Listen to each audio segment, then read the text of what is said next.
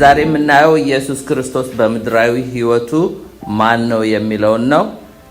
አንድ ቃል አነብና ከዛ እንጸልያለን። ዕብራውያን 2:14 እስከ 15 ዕብራውያን 2:14 እስከ 15 እንደዚህ ይላል። በጌታ ስም አነባዋለሁ። እንግዲህ ልጆቹ በስጋና በደም ስለሚካፈሉ እርሱ ደግሞ በሞት ላይ ስልጣን ያለውን በሞት እንዲሽር ይኸውም ዲያብሎስን ነው። በህይወታቸውም ሁሉ ስለ ሞት ፍርሃት ባርነት ይታሰሩ የነበሩትን ሁሉ ነፃ እንዲያወጣ በስጋና በደም እንዲሁ ተካፈለ። የስብከቴ ርዕስ በስጋና በደም እንዲሁ ተካፈለ። እስቲ በሉት፣ በስጋና በደም እንዲሁ ተካፈለ። አሜን። ጌታው እናመሰግናለን። ና እንልህም በመካከላችን አለ። የቃልን ፍቺ አብራለን። እነሆ ጌታው እኔ ስናገር በመንፈስ እንድናገር እርዳኝ። ሬማ የሆነ ቃል ለእያንዳንዱ ሰው ይምጣለት። ጌታው የቃልን ፍቺ አብራልን። እነሆ ማስተዋልን ስጠን። የማይወሰድብን እንደ መህልቅ በነፍሳችን ውስጥ እነሆ ተቀርቅሮ የሚቀር ቃል ስጠን። ዘመናትን የሚያሻግረን በህይወታችን ዘመን ሁሉ የምንጓዝበትን ቃል ተናገረን። በኢየሱስ ስም አሜን። በስጋና በደም እንዲሁ ተካፈለ። ማን? ኢየሱስ። እዚህ ጋር 3 ነገሮች ይናገራል። በስጋና በደም እንዲሁ ተካፈለ።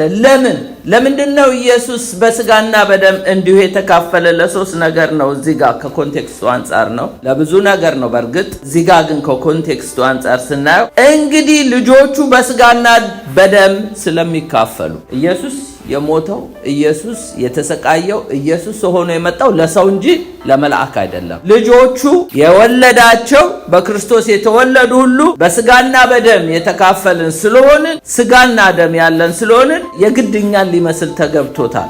ምክንያቱም እኛ ስለምንሞት አምላክ ስለማይሞት ስጋና ደም ካልሆነ ኢየሱስ ክርስቶስ መሞት ስለማይችል እንግዲህ ልጆቹ በስጋና በደም ስለሚካፈሉ አንደኛው። ሁለተኛው እርሱ ደግሞ በሞት ላይ ስልጣን ያለውን በሞት እንዲሽር ይኸውም ዲያብሎስን ነው ይላል። ዲያብሎስ ነፍሰ ገዳይ ነው። ከጥንትም ነፍሰ ገዳይ ነው፣ አራጅ ነው፣ ገዳይ ነው። ሌባው ሊሰርቅ ሊያርድ ሊገድል ይመጣል። እኔ ህይወት እንዲሆንላችሁ እንዲበዛላችሁ መጣው ብለዋል። ግን ይሄ ዲያብሎስ ኢየሱስ ሳይመጣ በፊት የሞትና የሲኦል ቁልፍ በእጁ ነበር። ስለዚህ ይህን ስልጣን ሊሽር ኢየሱስ ክርስቶስ የግድ በስጋና በደም ተካፈለ። እንዴት ነው የሚሽረው? እሱ ደግሞ በሞት ላይ ስልጣን ያለውን በሞት እንዲሽር ኢየሱስ ሞቶ ሲኦል ወርዶ ቁልፉን ተቀብሎ ነው። በሞቱ ሞትን ሽሮ፣ ሳይሞቱ ሲኦል መውረድ የለም።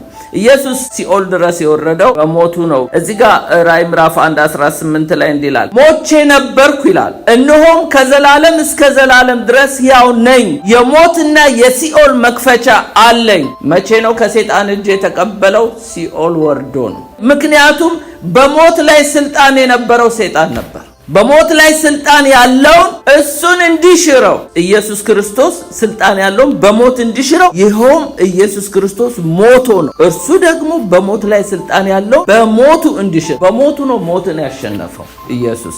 ስለዚህ አሁን አለ ኢየሱስ ክርስቶስ ለዮሐንስ ሲገለጥለት ሞቼ ነበርኩ፣ አሁን ግን ሕያው ነኝ ማለቱ። ከዘላለም እስከ ዘላለም ድረስ ሕያው ነኝ፣ የሞትና የሲኦል መክፈቻ በእጄ አለ ወይም ደግሞ መክፈቻ አለኝ ይላል። እንግዲህ ሁለተኛው በስጋ የተካፈለው እንዲሁ ለዚህ ነው። ሶስተኛው በሕይወታቸው ሁሉ ስለ ሞት ፍርሃት በባርነት ይታሰሩ የነበሩትን ሁሉ ነፃ ሊያወጣ። ባይዘዌ ወገኖቼ ሞት ፔናሊቲ ነው፣ ቅጣት ነው። ስለዚህ ሞት ፍርሃት አለ። ማንም ሰው ሊገረፍ ሲል ይፈራል አይደለ? መቼም ዱላ የማይፈራ ልጅ የለም። ሁላችንም ዱላ እንፈራለን። ለምን? ቅጣት ስለሆነ። ሞት ቅጣት ነው፣ ፔናሊቲ ነው። ይሄን በበላ ጊዜ ሞትን ትበውታለህ ለአዳም ተብሏል። በእርግጥም በሉ፣ ሞትም ሞቱ። ቅጣት ነው፣ ፔናሊቲ ነው። ስለዚህ ኢየሱስ ቅጣታችንን ሊወስድ ነው የመጣው። ቅጣት ስለሆነ ሞት በራሱ ብቻ መሞት ብቻ አይደለም፣ ፍርሃትም አለው። የሞት ፍርሃት የሚባል አሁን ድረስ ኢቭን ክርስቲያኖች ሞት ያስፈራቸዋል። የሞት ሚስጥሩ ከገባ እልል እያለን ወደ ጌታ የምንሄደው። ለቅዱሳን ፍርሃት አይደለም፣ እንቅልፍ ስለሆነ። ማንም ሰው ሞትን ይፈራል። ሞት በራሱ ያስፈራል። ለምንድን ነው የሚያስፈራው? ፔናሊቲው የት ነው የሚሄደው? እኛ ግን የት እንደምንሄድ ስለምናውቅ አንፈራው። ግን ያልዳነ ሰው ወደ ሲኦል ስለሚወርድ በሕይወታቸው ሁሉ ስለ ሞት ፍርሃት በባርነት የታሰሩት የነበሩትን ሁሉ ነፃ እንዲያወጣ በስጋ ተካፈለ። ጌታ ኢየሱስ ክርስቶስ እኛን እኮ ከሞት ፍርሃት አድኖናል። ታምናላችሁ? ሞት የሚያስፈራችሁ ካለ ሰከንድ ተች ያስፈልግ። ጌታ ሆይ ንካኝ፣ ከሞት ፍርሃት አውጣኝ። ምክንያቱም ይላል እዚህ በሕይወታቸው ሁሉ ስለ ሞት ፍርሃት በባርነት የታሰሩ ይላል። ሞት ፍርሃት ካለ ባርነት ውስጥ ነው ያለነው፣ ታስረናል። ቅዱሳን ሞትን በእልልታ ነው የሚቀበሉት። ጌታ ሆይ ማራናታ፣ ቶሎና ውሰደኝ የሚሉ ናቸው። በተረፈ ግን የሚያስፈራን ኮለ ባርነት አለ። ያንም ፍርሃት እንዲያወጣልንም ነው። መሞትን ብቻ ሳይሆን የሞት ፍርሃትን ሊያድነን ኢየሱስ እንዲሁ በስጋ ተካፈለ። ዛሬ እንግዲህ ኢየሱስ ክርስቶስ በምድር በነበረ ጊዜ ማን ነበረ? the humanity of the son of God የክርስቶስን በስጋ መምጣት ነው የምንመለከተው። ኢየሱስ በስጋ ወደ ምድር ሲመጣ የወረዳቸው 7 ስቴፖች አሉ። እየወረደ እንጂ የመጣው እየወጣ አይደለም። ምክንያቱም ከላይ ነው የሚመጣው። ከላይ የሚመጣ ከሁሉ በላይ ነው። የወረዳቸው ስቴፕን ያው ፊልጵስዩስ ላይ ጳውሎስ ለፊልጵስዩስ ቅዱሳን በጥሩ ሁኔታ አስቀምጦላቸዋል። ፊልጵስዩስ ምዕራፍ 2:5-8 ማንበብ ትችላላችሁ። አንደኛው ደረጃ የወረደው እርሱ በባህሪው አምላክ ሆኖ ሳለ ከእግዚአብሔር ጋር መተካከል ሊለቀው እንደማይገባው አድርጎ አልቆጠረውም። በሌላ ትርጉም እንደ መቀማት አልቆጠረውም። ማለት ኢየሱስ ከሰማይ ሲመጣ አምላክነቱን ሰማይ አስቀምጦ ምድር ላይ ስጋ ሆኖ አይደለም የመጣው። ሲመጣ እዛም አምላክ ነው፣ እዚህም አምላክ ነው። ግን ዲግኒቲውን ክብሩን ነው ጥሎ የመጣው። ስጋ ሲለብስ ኢየሱስ ክርስቶስ ከመላእክ ሁሉ አንሶ ነበር። እንደውም እንደ አምላክ አልተከበረም። ለአብ የሚገባውን ክብር ስግደት ለኢየሱስ አልተደረገለት። እሱን ደግሞ አብ እዛ ሲከበር ኢየሱስ ከሱ ጋራ ከአብ ጋራ መተካከልን እንደ መቀማት አድርጎ አልቆጠረውም። ክብሩን ጥሎ ዲግኒቲውን ጥሎ ነው የመጣው። Jesus was a glorious God። አንድ ስቴፕ ወረደ ማለት ነው። ክብሩን መጣሉ አንድ ደረጃ ወረደ። ሁለተኛ ደረጃ የወረደው ሰው መሆን አንድ ነገር ነው። ሰርቫንት ሆነ ነው የሚለው እዚህ ጋር ምንድነው? ነገር ግን የባሪያ መልክ ይዞ ማለት ሰርቫንት መሆን። እኛ እንኳን በራሳችን በአቅማችን ባሪያ መሆን ወይም ሰርቫንት መሆን አንወድ። ሰው ራሱ ክብር አለ። ብዙ ጊዜ ሰራተኛ ብናሰራ ነው እንጂ ራሳችን ሰርቫንት ሆነን ማገልገል በጣም ይከብደናል። ኢየሱስ ግን ሰርቫንት ነው። ላገለግላችሁ እንጂ እንድታገለግሉኝ አልመጣሁም ነው ያለው አይደለ እንዴ? እግራቸውን ሲያጥብ እኔ ላገለግላችሁ ነው እንድታገለግሉኝ አይደለም። ሰርቫንት ሆነ። ሁለተኛው ስቴፕ። ሶስተኛ ሂውማን ላይክነስ በሰው አምሳል ተገኝቶ ይላል። ሰው እኮ መሆን ራሱ አምላክ ሆኖ መዋረድ እኮ ነው። ይሄን ቁርበት እኮ ነው የለበሰው። ምን ይላል ፊልጵስዩስ ምዕራፍ 3:21 ላይ እርሱ ሁሉን እንኳን ለራሱ ሊያስገዛ እንደሚችልበት አሰራር ክቡር ስጋውን እንዲመስል የተዋረደውን ስጋችንን ይለውጣል ይላል። ምን ማለት ነው? አሁን እኛ የለበስነው የተዋረደ ስጋ፣ በኃጢአት የሚሸነፍ የሚታመም የሚራብ የሚሰቃይ በቃ መንግስተ ሰማያት የማይወርስ ስጋ ነው የለበስነው።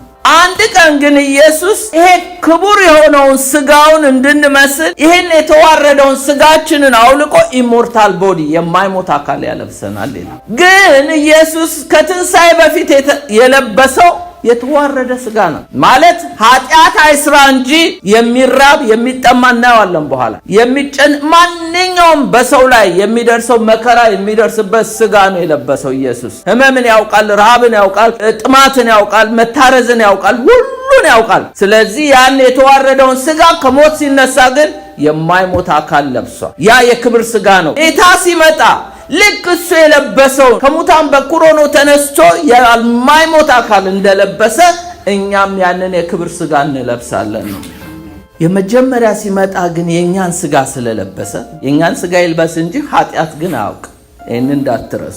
ግን ያ የሚራብ ያ የገረጣ ያ እናየው ዘንድ የህማም ሰው ደምግባት የለው የተናቀ ይላል አይደል? ኢሳይያስ 53 ላይ ይሄ ሰው ነበር የተዋረደ ስጋ፣ ግን ከሞት ሲነሳ የክብር ሆነ እና ያንን መልበሱ ሰው መምሰሉ ራሱ አምላክ ሆኖ መዋረድ። አራተኛው ራሱን ባዶ አደረገ ይላል። ራሱን ባዶ አደረገ የሚለው ነገር እስቲ እንየው። ሚክነስ ኢዝ ኖት ዊክነስ ይላል። ሚክነስ ማለት ምን ማለት መሰላችሁ?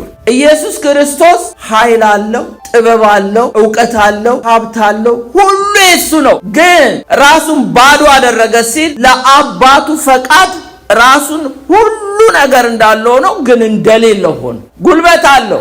ማንን ትፈልጋላችሁ ባለ ጊዜ ሊይዙት በመጡ ጊዜ እንኳን ወደቁ አይደል እንዴ? ጉልበት እኮ አለው፣ ግን ጉልበት እንደሌለው ሆነ። አቅመቢስ መስሎ መጣ።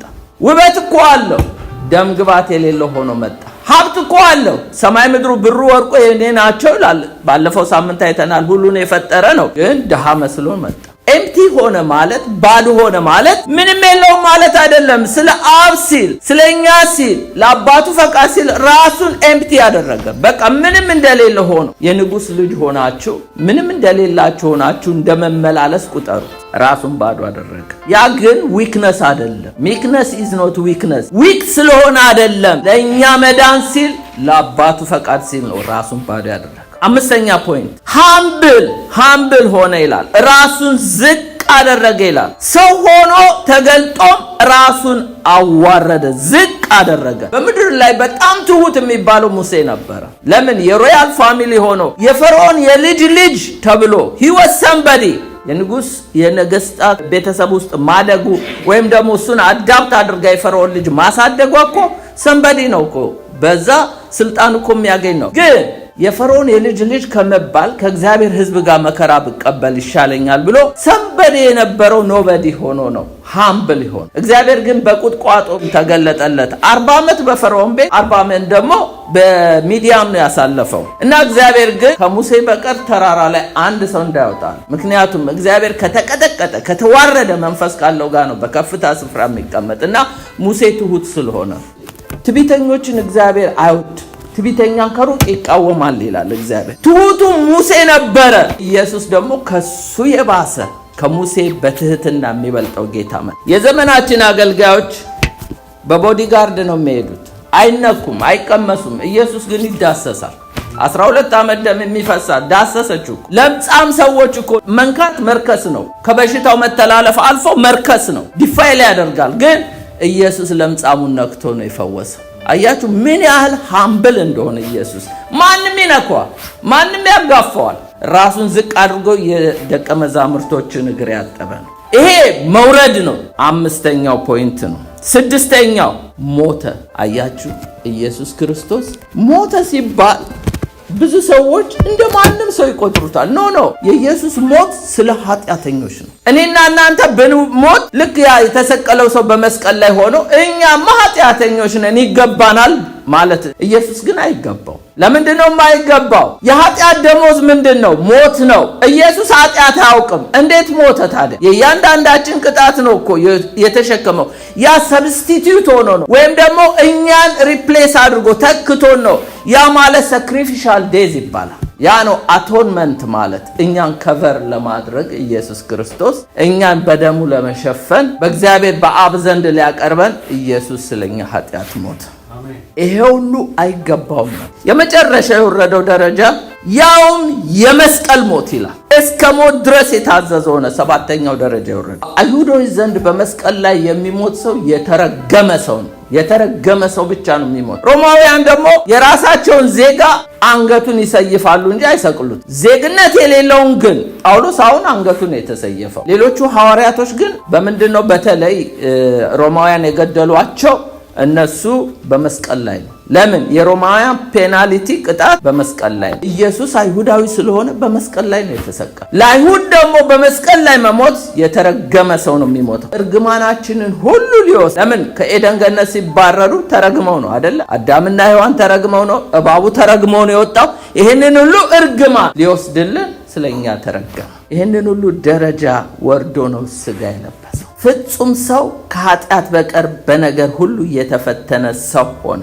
ኢየሱስ ታዲያ ሲመጣ ኖርማል ሰው ሆኖ ነው የመጣ ማለት በፕሮሰስ ነው ያለፈው። በአንድ ቀን እንዲህ ሙሉ ሰው ሆኖ አልመጣም። ከመወለድ 9 ወር ከመረገዝ ነው። እንደ ማንም ሰው ነው የመጣ። የኢየሱስ አመጣጥ he had a normal human birth፣ እንደ ሰው የተወለደ ነው። ግን ልዩ የሚያደርገውን 4 ነገሮች ልንገራችሁ። አንደኛ በመንፈስ ቅዱስ መጸነሱን ልዩ ያደርጋል። ማንም ሰው በመንፈስ ቅዱስ ተጸንሶ አልተወለደም። ሁላችን በመንፈስ ቅዱስ ዳግም እንወለድ እንጂ በማህፀን በስጋ ማርያም የወለደችው ከመንፈስ ቅዱስ ነው፣ ከወንድ ፈቃድ አይደለም። ይሄ ልዩ ያደርገዋል። ሁለተኛ ከድንግል መወለዱ ልዩ ያደርገዋል። ሶስተኛ በበረት መወለዱ። ለምንድን ነው በበረት የተወለደው ብላችሁ አስባችሁ አታውቁ? ማለት ብዙ ጊዜ እኛ በበረት የተወለደው ማደሪያ ስላጡ ነው። ለእግዚአብሔር ግን ሲግኒፊካንት አለ። በእኔ መረዳት በጌት ነው የሚወለደው፣ በረት ውስጥ ነው አይደል? ስለኛ ሲል እንደ በግ ከመታረዱ በፊት እንደ በግ ነው የተወለደው በበረት። ይሄ ራሱ ምን ያህል ራሱን ሃምብል አድርጎ የመጣ አምላካችን ሆኖ ሳለ ሰው እንኳን የማይወለድበት የከብቶች በረት ውስጥ ነው የተወለደው። ይህ በበረት የተወለደ እንደ በግ የተወለደ ጌታ ነው። እንደ በግ የታረደልን። ሰማይ ዛሬ ለታረደው በግ የሚዘምረው ዝም ብሎ እንዳይመስላችሁ። ኢየሱስ ክርስቶስ በበረት ተወልዶ በሸላቾች ፊት ዝም እንደሚል በግ ታረደልን። ሌላው ልዩ የሚያደርገው መወለዱ፣ እንደተወለደ ደግሞ ወደ ግብፅ ተሰደደ። ሄሮድስ በሰማ ጊዜ መወለዱን ተቆጣ።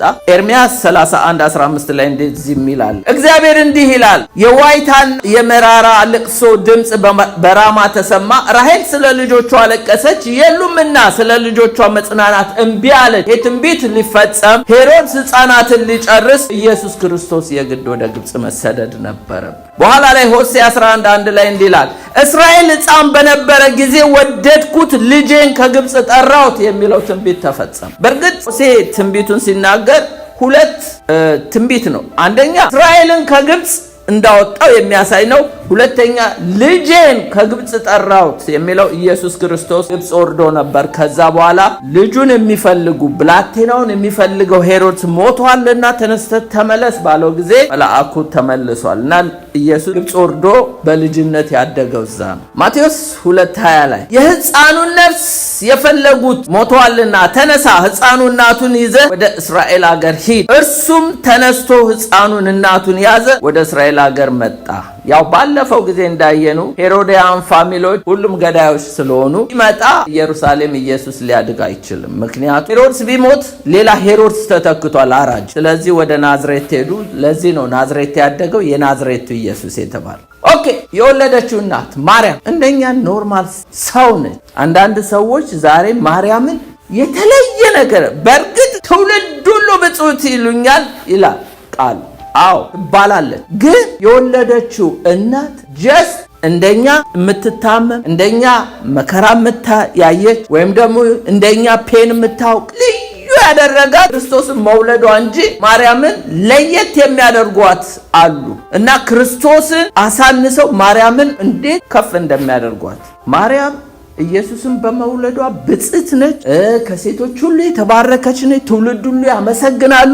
ግን ኖርማል ሰው ነች። ማርያም ከሰው የተለየች አይደለች። ኢሳይያስ 7:14 ላይ እንደዚህ ይላል፣ ስለዚህ ጌታ ራሱ ምልክት ይሰጣቸዋል፣ እነሆ ድንግል ትጸንሳለች፣ ወንድ ልጅ ትወልዳለች፣ ስሙን አማኑኤል ብላ ትጠራዋለች የሚል ትንቢት ተነግሮ ነበር ስለ ጌታ ልደት። ማቴዎስ 1:25 ላይ ስንመለከት ታዲያ ድንግሏ እስከምትወልድ ድረስ ዮሴፍ እጮኛ ቢሆንም አላወቃትም ነበር ይላል። ማቴዎስ 1:25 እንዲህ ይላል፣ የበኩር ልጇን እስክትወልድ ድረስ አላወቃትም፣ ስሙንም ኢየሱስ አለው ይላል። አላወቃትም። ምንም አይነት ግንኙነት የላቸውም። እጮኛ ሆና ነበረ። እሷ የምትወልደው ከመንፈስ ቅዱስ ነው እንጂ ከስጋና ደም። እያንዳንዳችን ከስጋና ከደም ነው የተወለድነው። አባትና እናት አለ። ከስጋ የተወለደ ደግሞ ስጋ። እሱ ግን ኢየሱስ ከድንግል ማርያም ነው የተወለደው።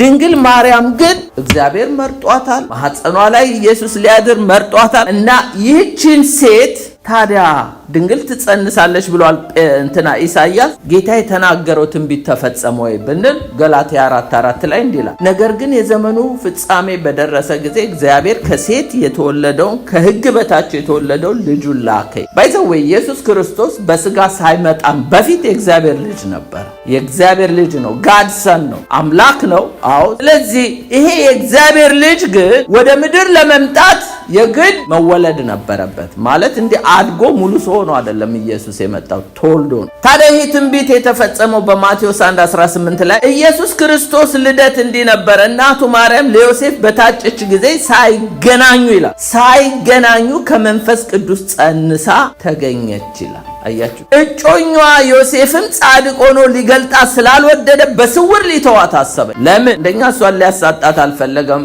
ድንጋይ የሚያስወግር ነው። እሷ ግን ሪስኪውን ወስዳ ነው እና ገብርኤል በነገራት ጊዜ ይሄ ራሱ የሚያስመሰግናት ነው እና ከመንፈስ ቅዱስ ጸንሳ ተገኘች። ስለዚህ ኢየሱስ ክርስቶስ ከመንፈስ ቅዱስ ነው የተወለደው። ሉቃስ 2:7 ላይ የበኩር ልጇን ወለደች፣ በመጠቅለያም ጠቀለለችው፣ በእንግዶች ማደሪያ ስፍራ ስላልነበረ በግርግም አስተኛችው። የበኩር ልጇን ነው የወለደችው ከመንፈስ ቅዱስ። ማርያም ታዲያ የበኩር ልጇን ከወለደች በኋላ ዮሴፍ አወቃት ወይ ወይም ደግሞ ሌላ ልጆች ወለደች ወይ ለሚለው መልሱ ማቴዎስ 2:54 እስከ 57 ወደ ገዛ ሀገሩ መጥቶ እስኪገረሙ ድረስ በምኩራባቸው ያስተምራቸው ነበር። እንዲህም አሉ፣ ይህን ጥበብ ተአምራት ከወዴት አገኘው? ይህ ጸራቢው ልጅ አይደለም? ዮሴፍ ልጅ አይደለም ወይ እያሉት ነው። እናቱስ ማርያም የምትባል አይደለም ችምን እያሉ ነው ስለ ማርያም። ወንድሞቹ ስሙ እንግዲህ ያዕቆብ፣ ዮሳ፣ ስምዖን፣ ይሁዳ አይደሉምን? እህቶቹስ ሁሉ በእኛ ዘንድ አይደሉምን? ኦርቶዶክሶች እችን ምን ይላሉ? ወንድሞቹ የሚለውን ደቀ መዛሙርቶች ናቸው። ኢየሱስ ክርስቶስን የበኩር ልጇን እስከምትወልድ ድረስ ነው ዮሴፍ ያላወቃት እንጂ ማርያም ከዮሴፍ የወለደቻቸው 4 ወንዶች እዚህ ተዘርዝረዋል። ሌሎችም እህቶች እንዳሉ ራሳቸው ፈሪሳውያን ተናግረዋል። እንዳውም ምን ይላሉ? ያዕቆብ የተባለው የያዕቆብን መልእክት የጻፈልን ነው። ይሁዳ የተባለው የይሁዳን መልእክት የጻፈልን ነው ሁለቱ።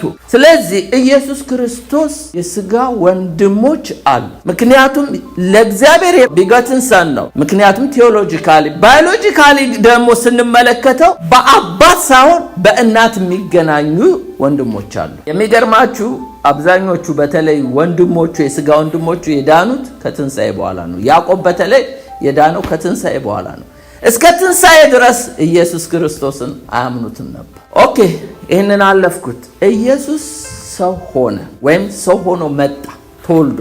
ብዙ ጊዜ የሚመስለን ብዙ ሰዎች የሚያስቡት ምንድነው? አምላክ የሰው ቁርበት የለበሰ አድርገው ነው የሚስሉ። አይደለም። ሰው ሆነ ሲል ኢየሱስ የሰው አካል አለው፣ የሰው መንፈስ አለው፣ የሰው ነፍስ አለው። በእርግጥ ቃል ሥጋ ሆነ የሚለው ተዋህዶ ነው። አምላክና ሰው ተዋህደዋል። ተዋህዶ የሚለው አምላክ ቃል ሥጋ ሆነ የሚለው ተዋህደዋል። ግን አምላክ ፍጹም ሰው ነው ስንል እኛ ሰዎች መንፈስ አለን፣ ነፍስ አለን፣ ሥጋ አለን። ኢየሱስ መንፈስ፣ ነፍስ፣ ሥጋ እንዳለው እግዚአብሔር ቃል ላሳያል። ቃል ሥጋ ሆነ ጸጋና እውነት ተሞልቶ በእኛ አደረ የሚለው ቃል ሥጋ መሆኑን ያሳያል። ቅድም ደግሞ በመግቢያ ላይ ያነበብኩት ጥቅስ እንደዚህ ይላል፣ በሥጋና በደም እንዲሁ ተካፈለ የሚለው ኢየሱስ ቦዲ ሥጋ አለው እንደኛ የሚታመም የሚራብ የሚጠማ አካል አለ። ነፍስ አለ ኢየሱስ። ማቴዎስ 26:38 ላይ ነፍሴ እስከ ሞት ድረስ እጅግ አዘነች ይላል። ጌተሰማኒ ሲጸልይ ወደ ጎልጎታ ሊሄድ ሲል ነፍሱ ታዝን ነበር።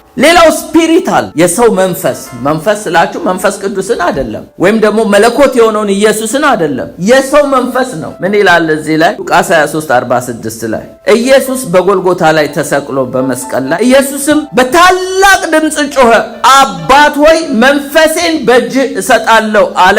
ይህም ብሎ ሞተ ይላል። ብዙ መጽሐፍ ቅዱሶችን ሄዳችሁ ተመልከቱ። የድሮ ትርጉም አማርኛ ነፍሴን እሰጣለሁ ነው የሚል። አዲሱን ትርጉሞችን የእንግሊዝኛ ቨርሽኖችን ስትመለከቱ መንፈሴን እሰጣለሁ ነው የሚል። አዎ መንፈሱም ታወከም ይላል። ስለዚህ ኢየሱስ ክርስቶስ የዳይኮቶመስ እና የትራይኮቶመስ ቲዮሪ ተከታዮች አሉ። ዳይኮቶመስ ቲዮሪ ተከታዮች ምን ይላሉ? ሰው ፊዚካል ቦዲ አለው፣ መንፈስ ወይም ደግሞ ነፍስ አለ። ነፍስ ማለት መንፈስ ነው፣ መንፈስ ማለት ነፍስ ነው።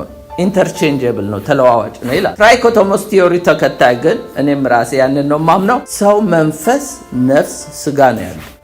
መንፈስ አለን፣ ነፍስ አለን፣ ሥጋ አለን። የሰው ሂውማን መንፈስ ነው የምላችሁ፣ መንፈስ ቅዱስን አይደለም። መንፈስ ቅዱስ የራሱ ፐርሰናሊቲ ያለ ግን በእኛ ውስጥ ያድራል። ግን የሰው መንፈስ ኢየሱስም ልክ እንደኛው መንፈስ፣ ነፍስ፣ ሥጋ ነው። ነፍስ ማለት 3 ፋክሊቲ ነው ያላት። አንደኛው ኢንተሌክት ማለት የማሰብ ችሎታ፣ ሌላው ደግሞ ኢሞሽን ነው ያላት፣ ሌላው ደግሞ ምንድነው? ዊል ፈቃድ ነው ያላት። ኢየሱስ ክርስቶስ ፈቃድ ያለው ነው። ፈቃዱን ግን ለአባቱ ሰጥቶ የአባቱ ፈቃድ በእጁ ተከናወነ። ኢሞሽን አለው ኢየሱስ። ይቆጣ ነበር በፈሪሳውያን ላይ፣ ያዝን ነበር፣ ይራራ ነበር፣ ይወድ ነበር፣ ይደሰት ነበር። አይደለ እንደ ኢየሱስ ኢሞሽን አለው። ሌላው ኢየሱስ ክርስቶስ ኢንተሌክት አለው ማለት ሁሉም በመንፈስ ቅዱስ ብቻ አይደለም። ሰው በመሆኑ ደግሞ ያስባል። ፍጹም ሰው ነው፣ ፍጹም አምላክ ነው። እንደዚህ አይነት ሰው ነው የተወለደው። ምን እንደሚሰማን ይረዳል። ባይዘው የኢየሱስ ክርስቶስ ኢንተሌክት አእምሮ አይታደስ። እኛ ከዓለም የመጣን ሰዎች ነን፣ የወደቅን ነበር። ዕለት ዕለት አእምሮአችን መታደስ አለበት። ኢየሱስ ግን ኃጢአት ስለማያውቅ አእምሮ አይታደስም። ፐርፌክት ነው። እኛ አእምሮአችን ይታደሳል። ኢየሱስ ፈቃዱን ለአባቱ ያስገዛ ነው። ኢሞሽን ሁሉ የተገራ ነው። ለራሱ እንደፈለገ የሚሄድ ሳይሆን የአባቱን ፈቃድ የሚያደርግ። ሌላው ኢየሱስ ሲወለድ ሰርከምሳይዝድ ሆኗል። አይሁዳዊ ስለሆነ በ8ኛው ቀን ተገርዟል። ሉቃስ 2:21 ላይ ሊገርዙት 8 ቀን በሞላ ጊዜ በማኅፀን ሳይገረዝ በመልአኩ እንደተባለ ስሙ ኢየሱስ ተብሎ ተጠራ ይላል። ገና ሳይገረዝ ስም ወጥቶለት ነበር። ስሙ ኢየሱስ ነው፣ ሕዝቡን ከኃጢአት ያድናል ተብሎ። ስለዚህ ኢየሱስ እንደ ሰው የተገረዘ አይሁዳዊ። ሌላው ምግብ ይበላ ነበር። ኢየሱስ እንደኔና እንደናንተ ምግብ ይበላ ነበር። ለምን? ይርበው ነበረ። 40 ቀን 40 ሌሊት ከጦመ በኋላ ተራበ ይላል ማቴዎስ 4:2 ላይ። ሉቃስ 15:2 ላይ ፈሪሳውያን ምን አሉት? ጻፎች ምን አሉት? ይህ ኃጢአተኞችን ይቀበላል ከነርሱ ጋር ይበላል ብለው እርስ በርሳቸው አንጎራጎሩ ይላል። ኢየሱስ ከኃጢአተኞችም ጋር ምግብ የሚበላ ኖርማል ሰው ነው። ባይዘዌ ኢየሱስ ከመሞቱ በፊት ብቻ ሳይሆን ከሞት ተነስቶም ምግብ በልቷል ከትንሣኤ በኋላ። ሉቃስ 24:42 ላይ እነርሱም ይላል ኢየሱስ ተነስቶ በተዘጋ ቤት ከገባ በኋላ እነርሱም ከደስታ የተነሳ ገና ስላላመኑ ሊደነቁ ሳሉ በዚህ አንዳች የሚበላ አላችሁን አላቸው። እነርሱም ከተጠበሰ ዓሣ 1 ቁራሽም ከማር ወለላ ሰጡት። ተቀብሎም በፊታቸው በላ። መቼ? ከትንሣኤ በኋላ። ኢየሱስ ክርስቶስ ይህ ደካማ መስሎ ሜክ ሹር እንዲሆኑ ነው። አያችሁ፣ አጥንቱ መንፈስ ጎስት እንዳልሆነ ከሞት የተነሳው ሥጋ የለበሰው አምላክ የማይሞት አካል ለብሶ እንደተነሳ ወደፊት ታዲያ እኛስ የማይሞተውን አካል ለብሰን እንበላለን እንጠጣለን ለምትሉ እሱን ስንለብስ ያኔ እናውቃለን። አሁን ምን እንደምንመስል አናውቀው፣ ግን ጌታን እንደምንመስል እናውቃለን። ሌላው ዮሐንስ 21 ላይ ተመልከቱ 9:13 ድረስ ኢየሱስም ኑ ምሳ ብሉ አላቸው። ሌሊቱ ሙሉ ሲደክሙ ውለው ከዛ ኢየሱስ ክርስቶስ ምግብ አዘጋጅቶላቸው ከደቀ መዛሙርቶቹ ጋር እንደበላ ነው። ሌላው ኢየሱስ ተጠምቷል፣ ጠጥቷል። ምን ይላል ዮሐንስ 19:20 ላይ? ከዚህ በኋላ ኢየሱስ አሁን ሁሉ እንደተፈጸመ አውቆ የመጽሐፍቱ ቃል ይፈጸም ዘንድ ተጠማሁ አለ። ኢየሱስ ጥማትን ያውቃል። የሰማርያዊቷን ሴት ውሃ ጠጪም ብሏታል። ኢየሱስ ጥማት ያውቃል። ዛሬ የእኛን ጥማት የሚያውቅ ነው። ማንም የተጠማ ወደ እኔ ይምጣ ያለው እኮ ጥማት ሲባል የውሃ ጥማት ብቻ አይደለም። ብዙ የተጠማናቸው ነገሮች አሉ። አንዳንድ ሰው ፍቅር ተጠምቷል። ኢየሱስ ጋር ነው እርካታው ያለ። ስለኛ የተጠማው ሊያረካን ነው። ስለኛ የተራበው ሊያጠግበን ነው። ስለዚህ ኢየሱስ ክርስቶስ ማንም የተራበ የተጠማ ወደ እኔ ይምጣ ብሏል። ሌላው ኢየሱስ ሐዘን ያውቃል። ሶሮ ነፍሴ እስከ ሞት እጅግ አዘነች ይላል ማርቆስ 14:34 ላይ ጌቴሰማኒ ሲጸልይ ነፍሴ እስከ ሞት እጅግ አዘነች። ሐዘን ያውቃል። ኢየሱስ መጽናናትንም ያውቃል። ሉቃስ 22:43 ላይ መጥቶም የሚያበረታው መልአክ ታየው ይላል። በጣም አዝኖ በፍርሃት በነበረበት ጊዜ መልአክ መጥቶ ነው ያጽናናው። ሌላው አልቅሷል። ኢየሱስ አልቅሷል። 3 ጊዜ አልቅሷል። አንደኛው ያለቀሰው አልዓዛር ሞቶ እንደሚያስነሳ ያውቀዋል። ግን ኢየሱስ የማርያም ሁኔታ አስለቀሰው፣ ሩህሩህ ጌታ ስለሆነ ዮሐንስ 11:35 ላይ ነው። ሌላው ስለ ኢየሩሳሌም አለቀሰ። ስለ ኢየሩሳሌም ያለቀሰው ሉቃስ 19:41 ነው። ሌላው ኢየሱስ በጌቴሰማኒ በጸሎት ስፍራው ሬስሊንግ ፕሬየር በሚጸልይበት ጊዜ ሳያለቅስ አይቀርም ይባላል። ሌላው ፔን ያውቃል። ኢየሱስ ህመም ያውቃል። ኢሳይያስ 53:3-4 የተናቀ ከሰውም የተጠላ የህማም ሰው ደዌን የሚያውቅ ነው። ሰውን ፊቱን እስከሚሰውርበት የተናቀ ነው፣ እኛ አላከበርነውም። በእውነት ደዌያችንን ተቀበለ፣ ህመማችንን ተሸክሟል። እኛ ግን እንደተመታ በእግዚአብሔር እንደተቀሰፈ እንደተቸገረ ቆጠርነው ይላል። ስለዚህ የደቀቀ ህመምን የሚያውቅ ጌታ ነው። ሌላው ኢየሱስ ክርስቶስ ደክሞት ያውቅ ድካም ያውቅ ከመንገድ የተነሳ ያው የሰማርያዊቷ ሴት ትዝ ይላችኋል ዮሐንስ 4:6 ላይ በዚያም ያዕቆብ ጉድጓድ ነበረ ኢየሱስም መንገድ ከመሄድ ደክሞት በጉድጓድ አጠገብ ተቀመጠ ይላል። ድካምንም ያውቅ ዛሬ ከመንገድ የተነሳ ከጉዞ የተነሳ ከስራ የተነሳ በተለያየ ነገር ልንደክም እንችላለን። ጌታ ግን ድካማችንን ያውቅ ደክሞ ያውቃል። እንደኔና እንደናንተ ተርቦ ያውቃል፣ ተጠምቶ ያውቃል፣ ታርዞ ያውቃል። የታረዘ እንዳትሉኝ መስቀል ላይ ልብስ ለብሶ አልተሰቀልም፣ መቼም እርቃኑን ነው። ስለዚህ መታረዝን ያውቃል። ሆምለስም ሆኖ ያውቃል እኮ ኢየሱስ ታውቃላችሁ። ለቀበሮች ዋሻ ለሰማይ ወፎች ጎጆ አላቸው፣ የሰው ልጅ ግን ራሱን የሚያስጠጋበት የለም አለ። አንዱ ልከተል ባለው ጊዜ ማለት ኢየሱስ ክርስቶስ ከማርያም ከዮሴፍ ቤት ከወጣ በኋላ በአገልግሎት ጊዜ በየተራራው እየሄደ ነበር እየጸለየ የሚያድረው። መተኛትም ያውቃል። ደክሞት ተኝቷል አይደለም? መርከብ ውስጥ ማቴዎስ 8:24 ላይ እነሆ ማዕበሉ ታንኳውን እስኪደፍናት ድረስ በባህር ታላቅ መናወጥ ሆነ፣ እርሱ ግን ተኝቶ ነበር። መቼም በአገልግሎት በመንገድ ብዛት ደክሞት ተኝቶ ነበር። ያው ደቀ መዛሙርቶቹ ግን በፍርሃት ነበሩ። ሌላው ኢየሱስ ክርስቶስ ፍርሃትን ያውቃል። ታውቃላችሁ? ፈርቶ ያውቃል። ኢየሱስ ክርስቶስ ሉቃስ 22:44 ላይ በፍርሃት ሲያጣጥር አጽንቶ ይጸልይ ነበር ይላል። ለምንድን ነው የፈራው? ከፊቱ እኮ ያለው መስቀል ሞት ነው። ኢየሱስ ፈራ። አያችሁ፣ የሮማ ወታደሮች ከዲያብሎስ ጋር ፖሰስድ ሆነው መጠጥ እየጠጡ ነበር ያሰቃዩ የሚገርፉትና የሚያስፈራ ነው። ሰው ነዋ፣ ነፍስ አለው ኢየሱስ እንደኛ። የአባቱን ፈቃድ ለማድረግ ነው። ብትወድ ይህች ጽዋ ትለፍ፣ ግን ካልወደድክ ደግሞ አንተ እንደፈቀድክ ይሁን ነው። እኛ ብዙ ጊዜ መዝሙር 23 ላይ ያለችው ጽዋ ነው የምንወደው። እንደዚህም አይነት ጽዋ አለ በክርስትና። ሌላው ተፈትኗል። መቼም ፈታኝ ዲያብሎስ ነው።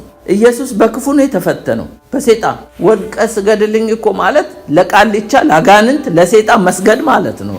እንደዛ የተፈተነ እኮ አምላክ ኢየሱስ ክርስቶስ ሰው ሆኖ በመምጣቱ ዕብራውያን 4:15 ላይ እንደዚህ ይላል፣ ከኃጢአት በቀር በነገር ሁሉ እንደኛ የተፈተነ ነው እንጂ በድካማችን ሊራራልን የማይችል ካህን የለንም ይላል። ማቴዎስ 4:1-3 ላይ ከዚያም ወዲያ ኢየሱስ ከዲያብሎስ ይፈተን ዘንድ መንፈስ ወደ ምድረ በዳ ወሰደው። መንፈስ ቅዱስ መራው። ግን በማን ነው የሚፈተነው? በእግዚአብሔር አይደለም፣ በዲያብሎስ ነው። አዳምና ሔዋንን የፈተነ ሰይጣን ነው የፈተነው፣ ግን እሱ አለፈ። እሱ እዛ ጋር ፌል ቢያደርግ ኖሮ ሁላችንም ወድቀናል። አዳምና ሔዋንን የጣለ እባብ እኮ ነው የፈተነው፣ ያውም በምድረ በዳ። እነሱስ ጠግበው ነው በኤደን ገነት ሁሉ ሞልቶላቸው፣ ኢየሱስ ግን ተርቦ ነው የተፈተነው። ሙላትን ፈተና ያመጣል፣ ረሃብም ፈተና ያመጣል። ጠግቦም መፈተን አለ፣ ተርቦም መፈተን አለ። ኤሳው ተርቦ ነው የተፈተነው አይደል? በኩርና ለምን ያለ ለአንድ ቀን ኢየሱስ 40 ቀን 40 ሌሊት ጾሞ ልክ ግን ጾሙ ሲያበቃ ራበው ይላል። በዛ ጊዜ ፈታኝ መጣ። ሌላው ኢየሱስ ክርስቶስ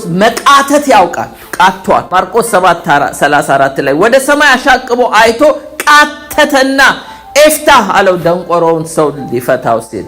ሌላው ማርቆስ 8:12 ላይ በመንፈሱ እጅግ ቃተተና ይህ ትውልድ ስለምን ምልክት ይፈልጋል? እስከ መቼ ነው ወንደርና ሳይን ዲማንድ የምታደርጉ አለ። ክፉና መንዝራብ ትውልድ ምልክትን ይሻል። ስለዚህ ቃተተ። ኢየሱስ ክርስቶስ ቃቶ ነበረ። ሌላው ሂሳፈርድ ኢየሱስ ክርስቶስ መከራን ያውቃል፣ ችግርን ያውቃል። አንደኛ ጴጥሮስ ምዕራፍ 2:21-24 እንደዚህ ይላል፣ የተጠራችሁለት ለዚህ ነውና ክርስቶስ ደግሞ ፍለጋውን እንደምትከተሉ ምሳሌን ትቶላችኋል፣ ስለ እናንተ መከራን ተቀብሏልና። ስለኛ ኢየሱስ መከራን ተቀብሏል። ሳፈሪንግ ምን እንደሆነ በደንብ ያውቃል። ኢየሱስ ሞትንም ያውቃል። ሞቷል። የሥጋ ሞት ሞቷል። ባይዘው 3 አይነት ሞት ነው። አንደኛው የዘላለም ሞት ነው። ሁለተኛው የመንፈስ ሞት ነው። ሶስተኛው የሥጋ ሞት ነው። የዘላለም ሞት ለዘላለም ከእግዚአብሔር መለየት ነው። እሱ ሁለተኛው ሞት ይባላል። የመንፈስ ሞት ግን ሰው በሥጋ ያለ ከእግዚአብሔር ጋር ከተጣላ ከክርስቶስ ጋር ካልታረቀ በመንፈስ የሞተ ነው። ሶስተኛው ሞት ግን ቅዱሳንም ኃጢአተኛውም ጻድቁም የሚሞተው የሥጋ ሞት ነው። ዴስቲኒው ነው የሚለያይ። ስለዚህ ኢየሱስ በሥጋ ሞቷል። የሥጋ ሞት ነው የሚያውቀው። ዮሐንስ 19:33 ወደ ኢየሱስ በመጡ ጊዜ እርሱ ግን ፈጽሞ እንደሞተ አይተው ጭኑን አልሰበሩትም ይላል። አያችሁ፣ ሌሎቹ ጭናቸው ተሰብረው ነው የሞቱት፣ እሱ ግን ቀድሞ ሞቶ ነበረ። ሮሜ 5:8 ላይ እንዲህ ይላል፣ ነገር ግን ገና ኃጢአተኞች ሳለን ክርስቶስ ለእኛ ሞቷልና እግዚአብሔር ለእኛ ያለውን የራሱን ፍቅር ያስረዳል ይላል። የታመመ የተጠቃ የተራበ የተቸገረ መስሎ የመጣው ጌታ ግን ምን አይነት ጌታ እንደሆነ ላሳያችሁ። አንደኛ he is the lord of quality የኳሊቲ ጌታ ነው። የጥራት ጌታ ነው። ቃና ዘገሊላ ገብቶ ውሃውን ወደ ወይን ጠጅ የለወጠ ዛሬ እኔና የእናንተን ህይወት የለወጠ ከለርለስ የሆነ ኦደርለስ የሆነ ቴስትለስ የሆነውን ህይወታችንን ጣዕም የሰጠ ጌታ ነው። አያችሁ በስጋ መጥቶ ነው ኢየሱስ ክርስቶስ ይህን ታምር በህይወታችን የሰራ። ሁለተኛው he is the lord of space ይሄንን ዮሐንስ ወንጌል ምዕራፍ 2 ከ1 እስከ 11 ታገኙታላችሁ። healing an official son ማለት ትዝ ይላችኋል። ኢየሱስ ክርስቶስ ተፈውሷል ባለው ጊዜ ሰዓቱን ጠየቀ ይላል። ሎሌዎቹ ሲመጡ ሰዓቱን ሲጠይቃቸው ኢየሱስ ባለው ሰዓት ነው አይደለ ተፈወሰ። ያ ማለት ኢየሱስ ክርስቶስ እናንተ እዚህ ሆናችሁ ብትጸልዩ የትም ቦታ ያለው መፈወስ ማዳን ይችላል። ኢየሱስ ተፈውሷል ባለው ሰዓቱን ሲያስተያየው ልጁ ባሪያው ነው ሎሌው ነው ተፈውሶ ተገኘ። ዮሐንስ 4:46 ላይ ተመልከቱ። ከሰዓት አንፃር እየሮጥኩ ስለሆነ he is the lord of space። ሌላው ኢየሱስ he is the lord of time የጊዜ ጌታ ነው። 38 ዓመት ሙሉ በዛ ውሃው ሲናወጥ በሽተኞች መጥተው ይፈወሱ ነበር። የመላእክ አገልግሎት ነበር ያ ሰው የሚጠብቀው። ዛሬ ግን ኢየሱስ ክርስቶስ ሰው የለኝም ላለው ሰው መጣለት። አስቡ 38 ዓመት ሙሉ የጠበቀ ሽባ ኢየሱስ አልጋህን ተሸክመ ሂድ ሲለው 38 ሰከንድ ባልሞላ ጊዜ ውስጥ ነው የፈወሰ። he is the lord of time ኢየሱስ በጊዜ ላይ ጌታ ነው። እኛ ነን እንኮ ትዕግስት የሌለ በእኛ አይነት ሲስተም በእኛ አይነት ሜትድ እንዲመጣልን እንፈልጋለን። እዚህ ይላችኋል ሂድ እዛ ጆርዳን ወንዝ ውስጥ ብቅ ጠልቅ በል ባለው ጊዜ ንዕማን ኤልሳ ምንድን ነው ያለው? አባባና ፈርፋ በአገሬ ንጹህ ወንዝ እያለ እዚህ እድፋም ዮርዳኖስ ወንዝ ግባት ማለት በእኔ ሜትድ ና ነው ነገሩ። በእኔ ሜትድ ፈውስ እጅህን ጭነ ወይም ምናምን ነው። ኢየሱስ ክርስቶስም እዚህ ሰው ጋር ሲመጣ ሰው የለኝም መልአኩ መጥቶ ሲያናውጥ እዛ የሚከተኝ ነገር ተለውጧል። አንዳንዴ ጌታ ሲመጣ የዘመናት ደጅ የጠናንበትን በአንድ ሰከንድ ይጎበኛል። ብቻ ትዕግስት ይኑረ። ቆይቼ እግዚአብሔር እንደጠናሁት እሱም ዘንበል አለን። he is the lord of time ማለት he is the lord of quality ብቻ ሳይሆን ኳንቲቲም ነው። 2 ዓሣ 5 እንጀራ አይደለ እንዴ የባረከው? ዮሐንስ 6:5 እስከ 11 ይሄ ደካማ የሚመስለው ኢየሱስ ስንቱን የመገበ ነው። ይሄ እንደኛ የታመመ የተራበ የተጠማ የሚበላው የሌለው የሚመስል ጌታ ለራሱ የሚበላው ያጣ የመሰለ ግን ስንት ሺህ ህዝብ መግቧል። ከ5000 መሶብ ሁሉ ተርፎ እስከሚተርፍ ድረስ he is the lord of quantity የብዛት አምላክ ነው። በጸጋ ባለጸጋ፣ በምህረት ባለጸጋ፣ በይቅርታ ባለጸጋ፣ በህይወት የተትረፈረፈ አባንዳንት የሆነ በረከት ያለው ጌታ ነው። ሌላው he is the lord of natural law በተፈጥሮ ህግ ላይ ኢየሱስ ክርስቶስ ጌታ ነው። ውሃ ላይ የተራመደ እኮ ነው። እኔና እናንተን እኮ የሚያናውጠው ነገር እነ ጴጥሮስን ያናወጠ እሱ ግን ወክ እያደረገበት ነው የመጣው። ኢየሱስ ይምጣበት እንጂ የሚያናውጠው ሁሉ ጸጥ እኮ ነው የሚለው። ምክንያቱስ በተፈጥሮ ላይ ጌታ ነው ኢየሱስ ክርስቶስ። እርግጥ ነው የእግዚአብሔር ሰዎች ዝናብ አምጥተዋል። እነ ኤልያስ ዝናብ እንዳይመጣም አድርገዋል። እነ ኢያሱ ፀሐይ አቁመዋል። ኢየሱስም በውሃ ላይ ወክ አድርጎ መጥቷል። ግን ምንድነው ይሄ ደካማ ነው ብቻ ብለን እንዳናስብ ኢየሱስ ክርስቶስ በስጋ አካል ሲመላለስ በተፈጥሮ ላይ በታይም ላይ በቦታ ስፔስ ላይ ሁሉ ጌታ የሆነ ጌታ ነው። ሌላው he is the lord of fortune የድል ጌታ ነው። ዮሐንስ 9:1 እስከ 7 አንብቡ። ከልጅነቱ ጀምሮ እውር የነበረውን ሰው እንደታወርክ አትሞትም አለው። እድል ሰጠ። እንደጨለመብህ እንደመሸብህ አትሞትም ይነጋልሃል አለና አይኑን አበራለት። he is the lord of fortune እድል የሚሰጥ ጌታ። እንደጨለመብን እንደጎበጥን እንደታመምን እንደተቸገርን አንሞትም።